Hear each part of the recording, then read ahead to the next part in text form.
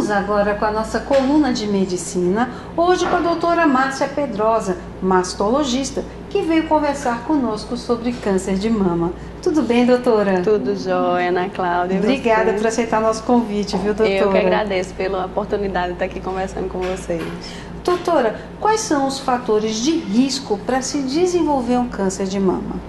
Bom, há vários fatores de risco que podem levar a paciente a desenvolver câncer de mama. Alguns a gente ainda não sabe, né, mas o principal deles é o fator familiar. Então, a paciente que tem parentesco de primeiro, segundo, até de terceiro grau, que tem história de câncer de mama ou de câncer de ovário, tem um maior risco de desenvolver câncer de mama. Quanto mais próximo o parentesco e menor a idade, maior o risco dessa paciente desenvolver. Essas pacientes normalmente que têm esse risco familiar, pode ser um risco familiar associado à mutação genética ou não. Às vezes a paciente não tem uma mutação no gene, mas ela tem um aumento do risco familiar pela grande quantidade de casos na família. É um número menor de pacientes que tem isso, mas existe.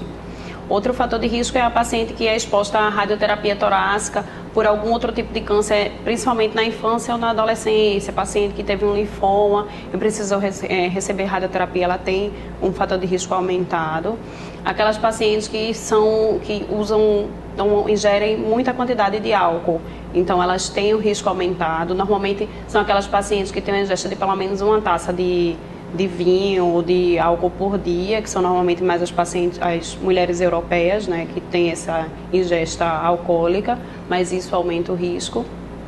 Então quebrou o mito de que tomar vinho faz bem, né, doutora? Faz bem pro coração, né, que é o que todo mundo defende, né, mas já tem estudos que mostram que aumenta o risco para câncer de mama.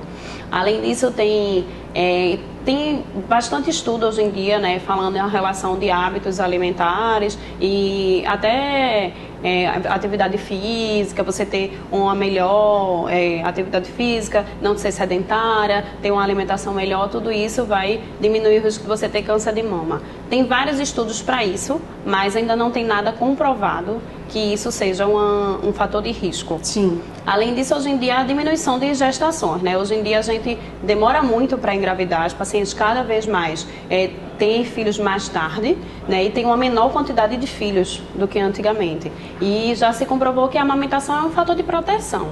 Mas quando você amamenta, principalmente quando você é mais jovem, né? Pacientes abaixo de 20 anos têm um fator proteção maior quando amamenta. E aí quando você tem uma gestação tardia, você acaba se expondo mais ao risco de ter o câncer de mama. E quem não engravida? Tem um risco maior. Olha só, a gente está vendo a importância da amamentação. Doutora, e assim, nem todas as mulheres correm o risco, né, de desenvolver a doença? Todas as mulheres correm o risco. Correm. O fator de você ser mulher, você sendo mulher, você já tem um risco de ter câncer de mama, né? De 10 a 12% é o risco de uma mulher normal desenvolver o câncer de mama. E tem algumas mulheres que têm um risco maior, que são essas mulheres que eu te falei, que têm parentesco de primeiro, segundo, até terceiro grau, que tiveram câncer de mama e de ovário, elas têm um risco maior. E aí são nesses casos que a gente indica essas mulheres a fazerem um teste genético, que é para descobrir se elas têm a mutação no gene, que é o BRCA, que aumenta o risco dessas pacientes terem o câncer de mama. Foi o que a Angelina Jolie fez, foi doutora? Exatamente. Então, para você ter ideia, esse risco de 10 a 12% aumenta para 80% a paciente que tem essa mutação. E a gente tem como fazer isso normalmente aqui? Tem. Mas essas pacientes, é o que eu te falei, são pacientes selecionados. Você não vai chegar para um paciente que chegou para você para fazer um exame de rotina normal. Sim. E vai pedir um teste genético. Teste genético normalmente são para pacientes que têm casos na família, que têm câncer de mama, câncer de ovário ou câncer de próstata. E aí são pacientes selecionados que têm indicação de fazer esse teste. Certo. E aqui em Recife a gente tem um laboratório... A gente faz aqui? Faz aqui.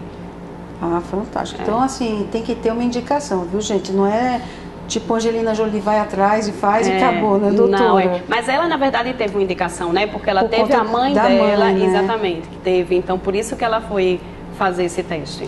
Doutora, e como é que é feito o rastreamento do câncer de mama? Bom, o rastreamento do câncer de mama é feito em todas as mulheres a partir de 40 anos. É feito através da mamografia, que é o exame de rastreamento feito. E aí, a partir desse exame, você tem o ultrassom de mama, que é um exame complementar da mamografia, que muitas vezes é necessário para complementar. Então, se na mamografia aparece um nódulo, aí você vai indicar o ultrassom, que é indicado normalmente por um mastologista ou às vezes pelo ginecologista mesmo, que é o exame, o médico de rotina da paciente, e aí ele solicita o ultrassom para complementar essa mamografia. Mas o rastreamento é feito a partir dos 40 anos para todas as mulheres. Agora, doutora, a gente sabe que a gente vive numa febre, né, do silicone. Todo mundo quer colocar silicone e tem mulheres que enlouquecem, quer colocar cada vez mais, vicia nesse processo, né? Do ponto de vista da mastologia, existe algum cuidado que deve ser tomado com isso?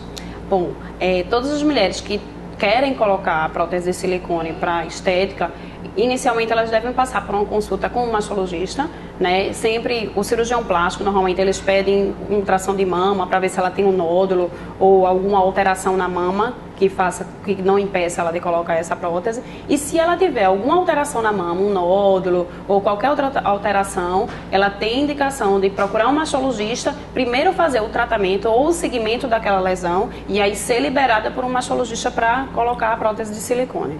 Perfeito. Doutora Márcia, o pessoal que está em casa nos assistindo quer saber um pouco mais sobre o assunto ou entrar em contato com você, como é que pode fazê-lo? Bom, vocês podem entrar em contato com a ANEL, que é a clínica onde eu atendo. O telefone dela é o 2138-0777. Doutora, muito obrigada por mais um dia de esclarecimento de dúvidas. Foi um prazer estar com você. O prazer foi meu. Eu que agradeço a oportunidade de estar aqui com você. Muito obrigada.